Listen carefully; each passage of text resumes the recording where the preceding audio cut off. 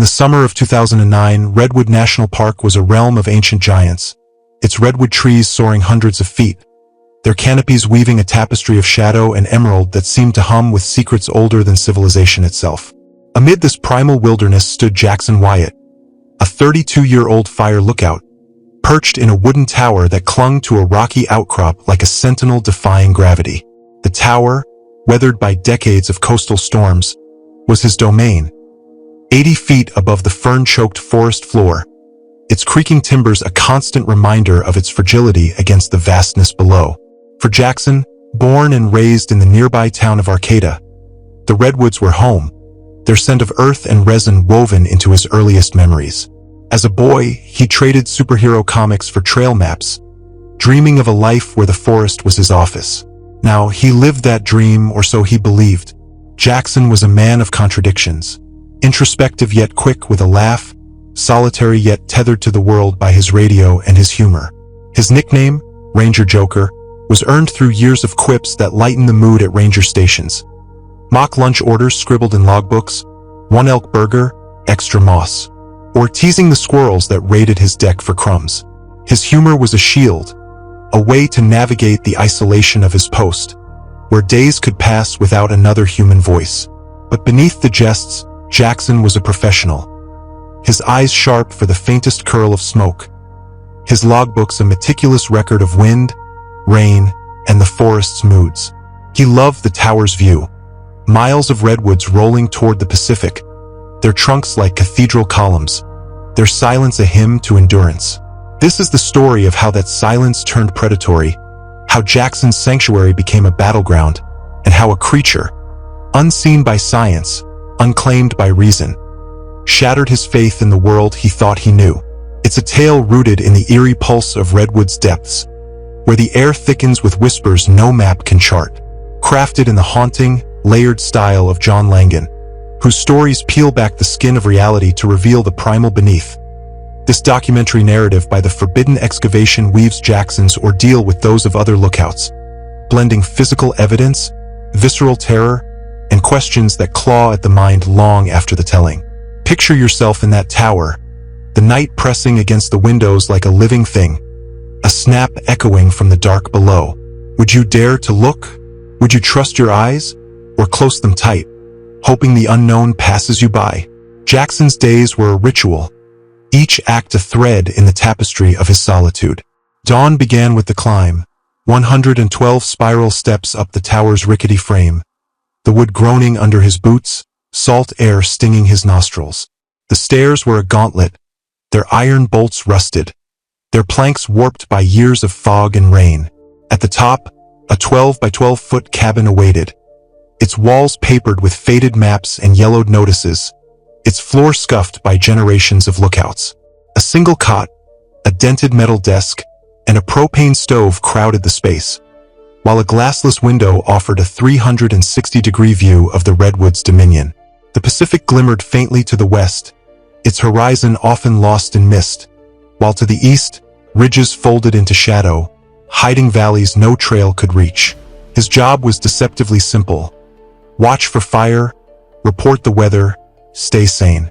Jackson scanned the horizon with binoculars, his gaze tracing contours where smoke could hide. A wisp in a canyon, a haze over a ridge. A single spark could erupt into a blaze that devoured thousands of acres, and he knew the stakes. His radio, a bulky relic with a cracked casing, was his lifeline to dispatch 20 miles south in Oric. He'd call in conditions 0900, 61 degrees Fahrenheit, humidity 70%, wind 5 miles per hour NW. His voice steady even when fog swallowed the world. His logbook was a diary of precision, each entry a snapshot of the park's pulse, though he'd sneak in flourishes. Squirrel tried to unionize, demands better nuts. Between scans, time stretched. He'd wrestle with crosswords, the kind printed in dog-eared magazines left by prior lookouts, cursing clues that mocked him. 7 letters, elusive quarry. What the hell? He read novels, Steinbeck's Cannery Row, its pages soft from handling, or old sci-fi pulps with garish covers. Lunch was a ceremony. A thermos of chili, reheated on the stove, paired with a peanut butter sandwich wrapped in wax paper. He'd eat on the deck, a narrow platform circling the cabin, watching deer graze in the clearing below, their hooves silent on the needle-strewn earth. Once, a fox paused to stare at him, its eyes like amber coins, and Jackson felt a kinship, two solitary creatures sizing each other up. Solitude honed his senses to a razor's edge. The forest was a living orchestra. Wind hissed through redwood needles, a sibilant chant. Ravens croaked from hidden perches, their calls sharp as accusations. Streams gurgled in distant folds, their rhythm a heartbeat beneath the soil. At night, the score shifted, owls hooted, their voices swallowed by the vastness. Branches clacked like dice in the breeze. Coyotes yipped, their chorus faint and fleeting. Jackson learned to read these sounds, to know a squirrel's scamper from a raccoon's shuffle, a deer's tread from an elk's heavier gait. But there were moments when the music faltered, when the forest grew still, as if every creature held its breath.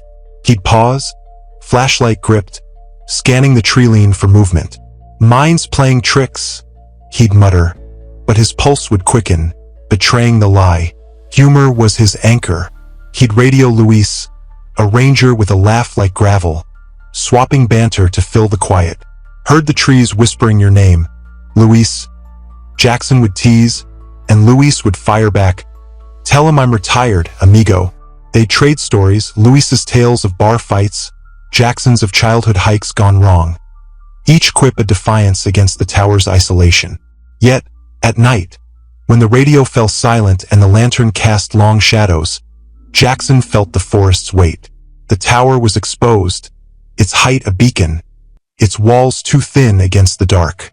He checked the lock, a flimsy latch, more symbol than barrier, and tried to ignore the prickle at his neck, the sense that something watched from below.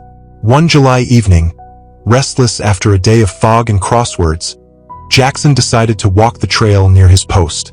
The path was a narrow ribbon, flanked by ferns that rose to his thighs, their fronds slick with mist. The air was heavy, scented with cedar and damp earth, the forest quieter than usual. No birdsong, no rustle, just the faint drip of water from unseen leaves. He carried a flashlight but kept it off, letting the dusk guide him, his boots soft on the pine-strewn ground. A mile in, he stopped, struck by the silence, a void so complete it seemed to swallow his breath. On impulse, he called out, "Anyone out there?" His voice echoed, unanswered, hanging in the air like a challenge. Then came the snap, a twig breaking, sharp and heavy, maybe 50 yards away. Jackson froze, his hand tightening on the flashlight. Another snap, closer, deliberate, as if something large had shifted its weight. His mind raced. Elk? Bear? Hiker? But his gut churned, whispering of something else. He waited, ears straining, but the forest offered nothing more. Just wildlife, he told himself, forcing a chuckle. But his feet turned back, his pace quickening. The tower loomed ahead, its silhouette a frail promise of safety. Inside, he radioed Luis, his tone light but strained. "Heard a ruckus out there. Bigfoot hosting a rave." Luis laughed. "Better get an invite, man. Probably a deer tripping over its ego." Jackson grinned, but as he hung up, his eyes lingered on the tree-line, where shadows seemed to coil, thicker than the dusk allowed. He didn't walk the trail again for days. 6 days later, the forest's unease became a scream. It was late afternoon, the sky heavy with clouds that bruised the horizon, when Jackson heard voices below, raw, panicked, cutting through the hum of insects. He leaned out the tower's window, squinting through the haze, and saw 2 hikers at the base, their packs sagging, their faces pale as bone. Brittany, 24, had tangled blonde hair and eyes that darted like a cornered animal's. Connor, 26, was broad-shouldered, his jaw clenched, his hands trembling despite his size. They were part of a trio, they said, on a 3-day loop through the park's backcountry. Their friend, Ethan, 25, had vanished 2 hours earlier after stepping off the trail to relieve himself. A routine act, 20 feet from their camp, yet he never returned. Jackson invited them up. his voice calm despite the knot in his chest. The tower's stairs creaked under their weight, and in the cabin, he offered water from his canteen and a bag of jerky, hoping to steady them. "Ethan's probably just turned around," he said, flashing a grin. "Happens to the best of us, thinking he's Lewis and Clark." Brittany's lips twitched, a ghost of a smile, but her hands gripped the water bottle like a lifeline. Connor paced the small space, his boots scuffing the floor, muttering, "It's not right. Something's off out there." Jackson radio dispatch, his report clipped. "Missing hiker, male, 25. Last seen near mile 17, Fern Canyon Trail. 2 witnesses with me." The operator promised a search team within the hour. While they waited, Jackson coaxed details, his notepad open, his pen scratching as they spoke. Brittany's voice cracked as she described their hike. How the forest had felt wrong since dawn, too quiet, the air heavy like a storm's prelude. Ethan had been joking, she said, singing off-key to keep their spirits up, when he ducked behind a redwood. They'd waited, called his name, then searched, finding nothing but silence. Connor's eyes darkened as he added, "I saw something move. Fast, big, through the ferns. Not a deer. Not anything I know." Brittany nodded, her voice barely a whisper. "It was a shadow, but solid, like it was watching us." Jackson's humor faltered, his quips replaced by a tightening jaw. He'd heard stories. Hikers spooked by shapes, rangers dismissing bare sightings with forced laughs. But this was different. The fear in their eyes was raw, unscripted. When search and rescue arrived, a 7-person team with dogs and radios, Jackson joined them, his flashlight heavy in his hand. The trail was muddy, their boots sinking as they followed Brittany's directions to the last known spot. The forest seemed to resist them, its stillness a wall, its shadows pooling deeper than the light could pierce. A mile in, they found a scrap of flannel, Ethan's shirt, snagged on a blackberry bush, its edges frayed as if ripped free in a struggle. The fabric was stretched, threads pulled taut, not cut.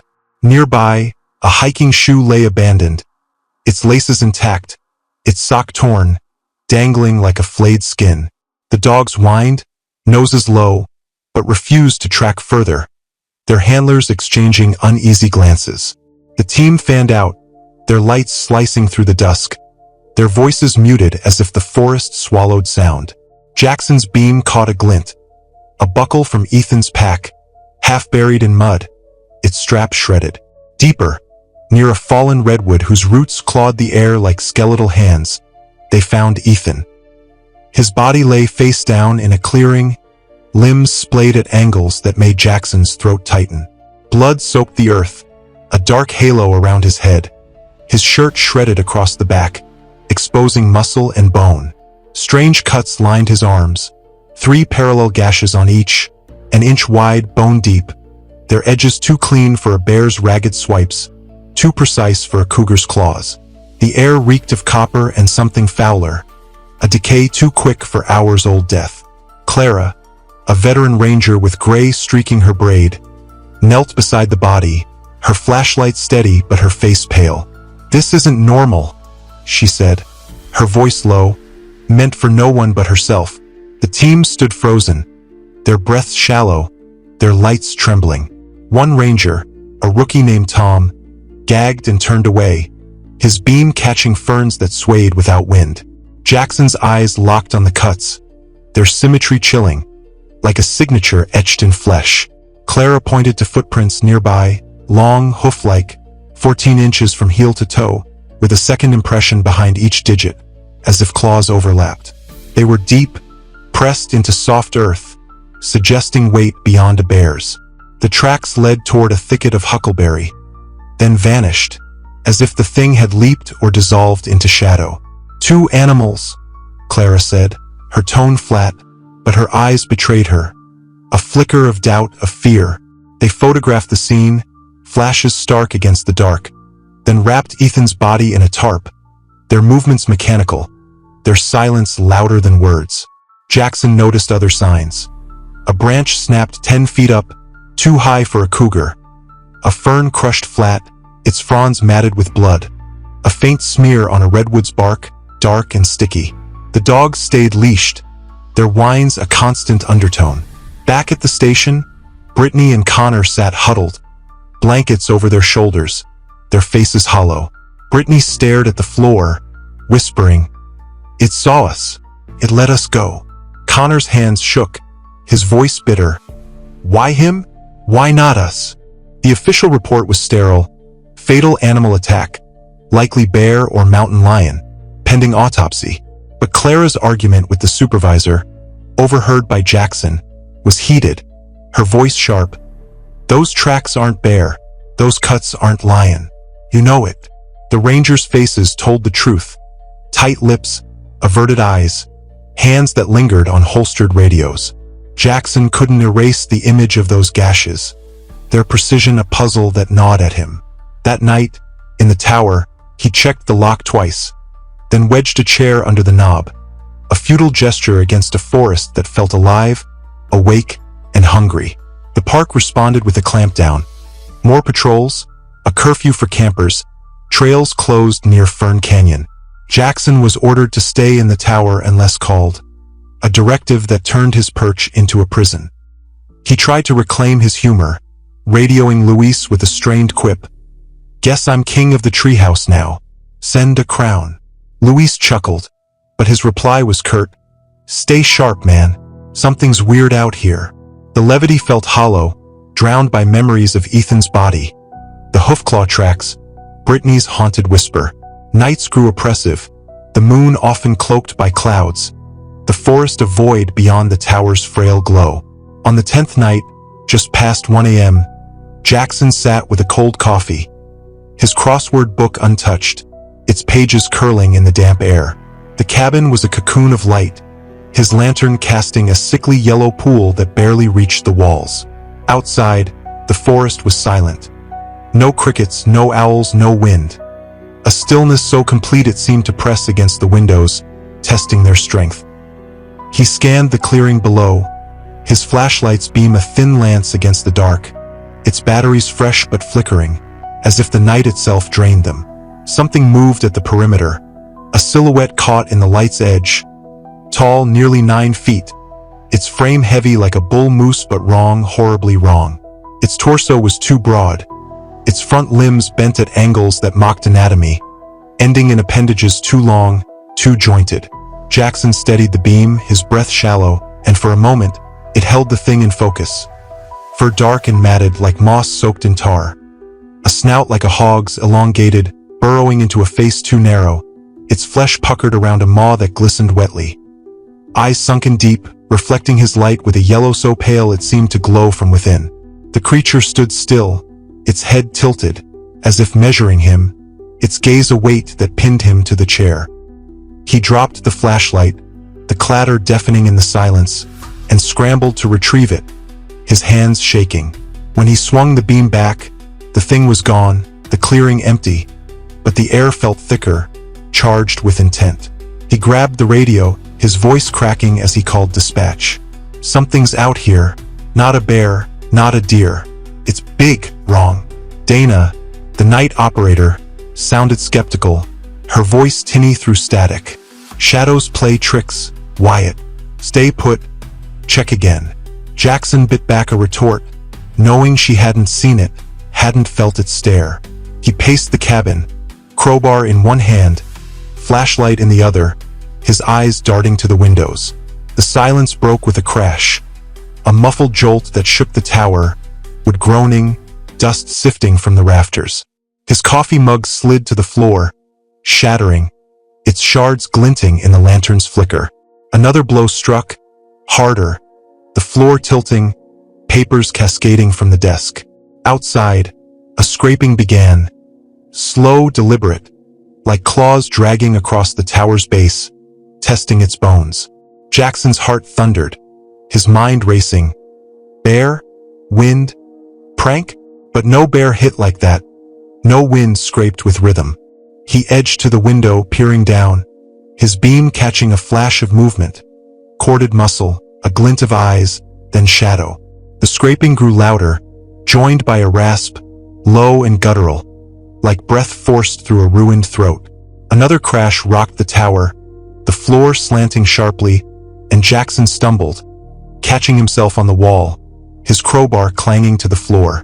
The lantern swung wildly, shadows dancing like specters, and he realized the thing wasn't just attacking.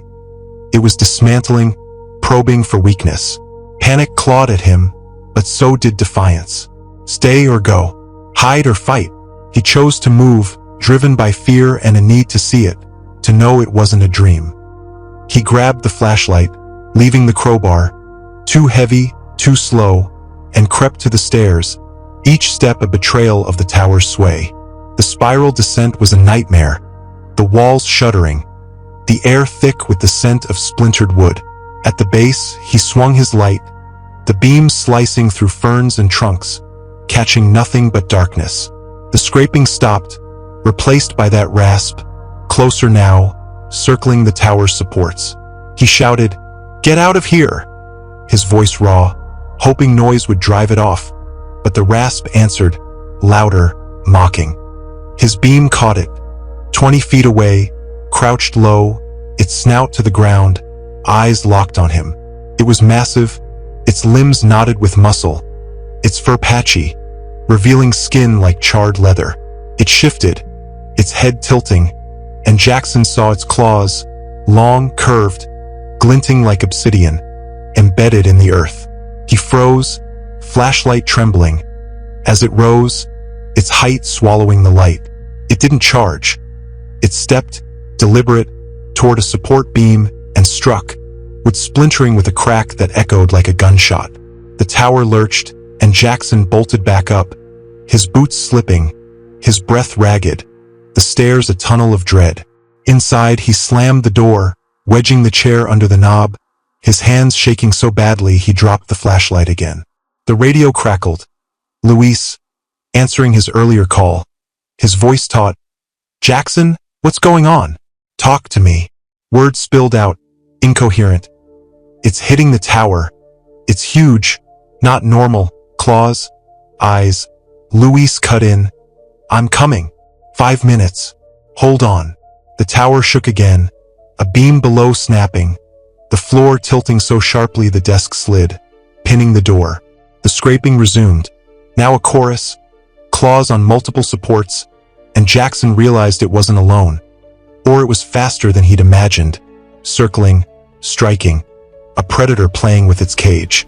Minutes stretched, each crash a hammer to his nerves, the tower groaning like a dying beast. Then headlights pierced the clearing Luis's truck, roaring up the dirt road, its horn blaring.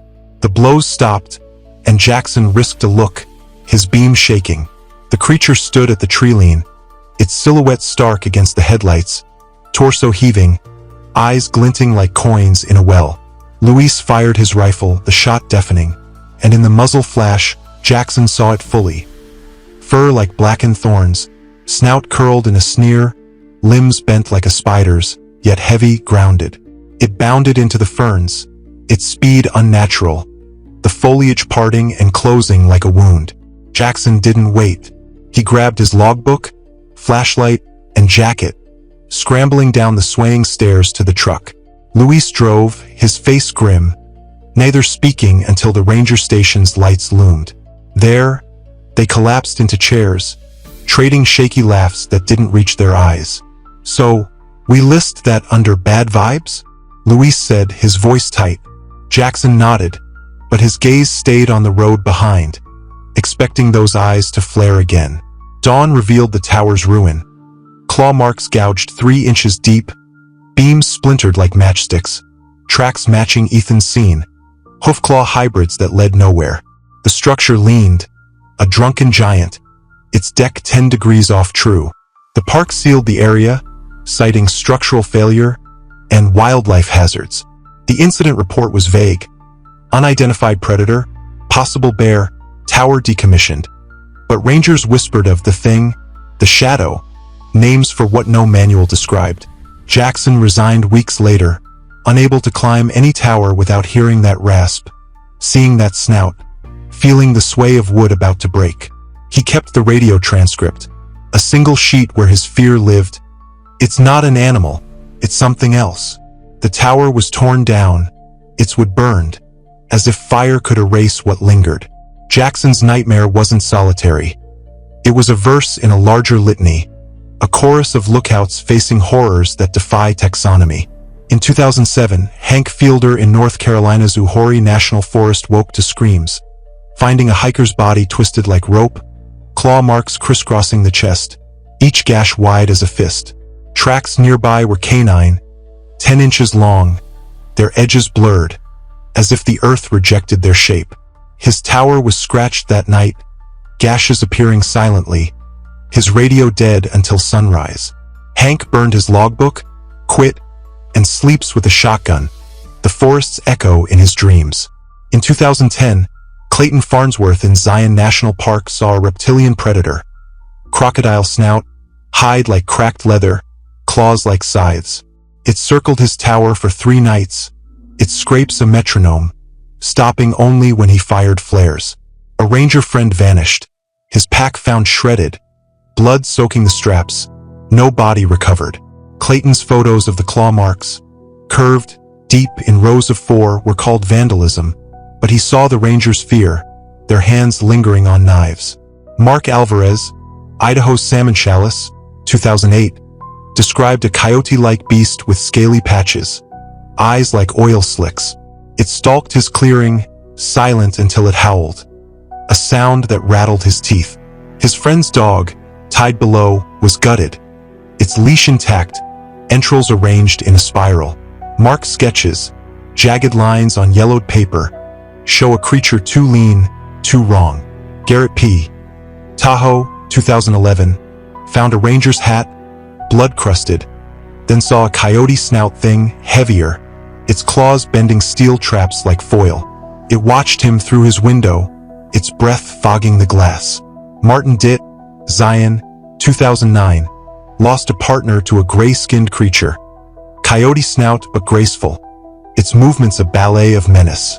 The body was mauled, ribs splayed outward, face untouched, eyes frozen in horror. Martin's radio failed, static drowning his screams, batteries dead by dawn. Barney Thompson, Louisiana's Kisatchie, 2012, fought a boar-like beast with eyes too human, its hiss a warning before it tore through his door. He fired buckshot, saw blood, but found no corpse, only tracks bipedal ending at a creek. Wade Holcomb, Oregon's Deschutes, 2010, fled a leathery predator, its eyes lightless voids, its claws peeling his tower's door like bark. Everett Barber, Vermont's Green Mountain, 2008, saw a wolf-wolverine hybrid, silent, gutting a deer with surgical precision, its heart gone. Roy Temple, Idaho's Payette, 2011, faced a hyena-boar cross, its laughter a rasp that echoed without source. Ralph Mson, New Mexico's Gila, 2009, smelled decay before seeing a hyena-like thing, eyes too large, gait a mockery of bone. Raymond Fulier, Washington's Wenatchee, 2010, lost a colleague to a wolverine-like beast, its triangular prints defying plaster casts. Andrew Kessler, New Hampshire's White Mountain, 2012, fired flares at a dog-sized creature, fur patchy over bone, claws rattling his tower like hail. Harold Matthews, Redwood, 2007, saw a boar-like thing with yellow eyes, its speed a blur, its tracks vanishing into granite. Each tale mirrors Jackson's, hybrid forms, cunning strikes, eyes that see too much. These stories map a hidden geography, a wilderness of fear spanning forests and ranges. The creatures share traits: patchy fur, jointed limbs, snouts stretched or flattened, eyes reflective yet deep. They hunt at twilight, when light betrays. Radios fail, tracks vanish, bodies bear wounds no biologist can parse. Gashes in 3s or 5s, ribs snapped, organs missing with precision. Lookouts, perched in their towers, are perfect prey, isolated, exposed, their height a taunt to what stalks below. Some call them cryptids, kin to Bigfoot, Chupacabra, Mothman. Others see mutations, predators warped by chemicals, radiation, or time's neglect. A few whisper of primal things, born in caves or shadows, waking as humanity carves deeper. The truth is a wound, and its edges are sharp. The physical traces are relentless, defying denial. Jackson's tower bore gouges no animal could carve. 3 inches deep, with splintered like bone, the grain torn as if by a hydraulic press. Claw marks curved in arcs, suggesting digits, not paws, with force beyond muscle. Tracks near Ethan's body were hoof-like, 14 inches long, claws overlapping toes, their weight sinking 6 inches into mud. They led 60 feet, then stopped, no scuff or leap to explain the end. The flannel scrap was stretched, fibers snapped, not sliced. Ethan's cuts, 3 per arm, an inch wide to the bone, were aligned like a draftsman's lines, no tearing, no bruising. Other cases echo this anomaly. Uhori's tracks were canine, oversized, edges soft, as if the ground recoiled. Zion's claw marks were reptilian, for per swipe, 2 even for chance. Idaho's prints held scales, pressed into clay, no match in any guide. Tahoe's traps, steel, were bent, scratches defying metallurgy. Kisatchie's tracks were bipedal, boar-like, weight wrong for hooves. Deschutes' door had marks inside, as if claws reached through solid oak. Vermont's deer lacked tooth marks, its heart excised clean. Payette's laughter left no trace, yet rangers heard it miles away. Bodies show patterns, gashes too wide for wolves, too deep for cougars, often in sets like a tally. Ribs snap outward, not in, organs removed with care. Hearts, livers never eaten, just gone. Tents are shredded, zippers whole, fabric parted like water. Gear scatters, uneaten, untouched by scavengers. Radios spike with static during attacks, batteries draining, screens flickering, glyphs no tech can name. Tracks end at cliffs, streams, air, casts crumbling in hours, as if rejecting proof. No dens, no scat, no fur on thorns, only absence where evidence should lie. Witnesses report consistency. Fur coarse or sparse, limbs jointed oddly, snouts elongated or blunt, eyes that swallow light yet gleam. The creatures move silent, save for rasps, hisses, or laughter that cuts the soul. They vanish into thickets, caves, fog, tracks halting mid-stride. Rangers' photos blur, film or digital, as if the beings resist capture. Official reports cling to bear, lion, rogue animal, but the data rebels.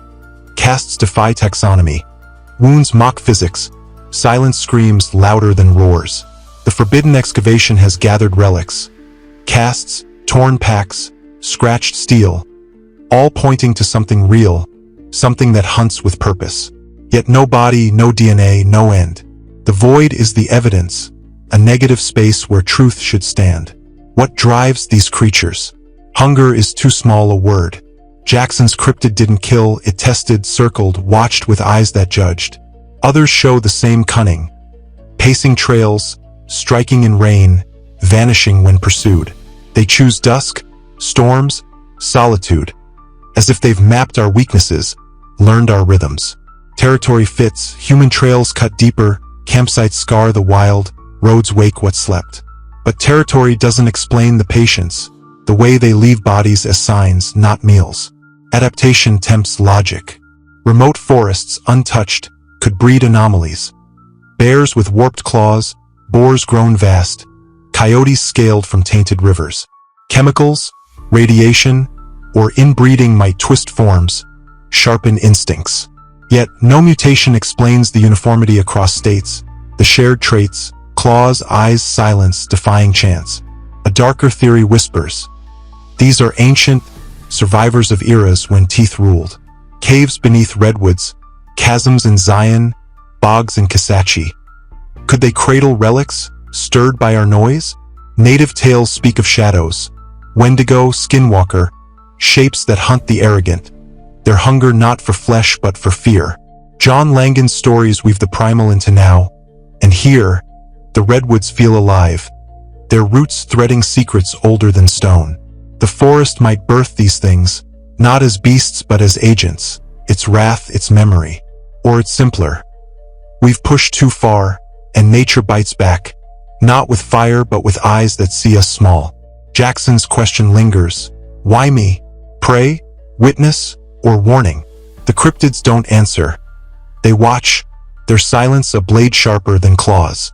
Jackson left the Park Service in October 2009, trading Redwoods for a one-room apartment in Eureka, its walls bare save for a single photo. A younger Jackson atop the leaning tower, grinning, the forest still his friend. He's a mechanic now, his hands steady on engines, but his eyes betray him, scanning skies for shapes that aren't there.